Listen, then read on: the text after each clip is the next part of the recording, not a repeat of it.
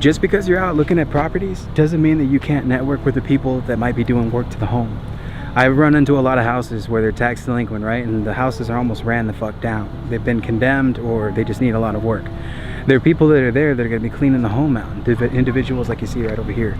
But the thing about it is that they clean out houses like this all the time. I'm going to give this person my business card. I'm going to tell them, for every house that you see that you're working on, that you're obviously, it's almost like to a point where there's no coming back and the house is really shot. Here's my card. Give me a call. When I buy the house, I'll give you anywhere between $1,000 to $3,000. I'm doing this to build rapport and increase my bird dog army.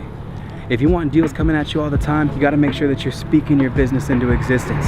Even if you're looking at one house but you see a bunch of people around there, let them know what's up. The person who takes my order at a restaurant, oh, you look nice or whatever, you got a cool coat, that's awesome. What do you do? I buy houses, lady.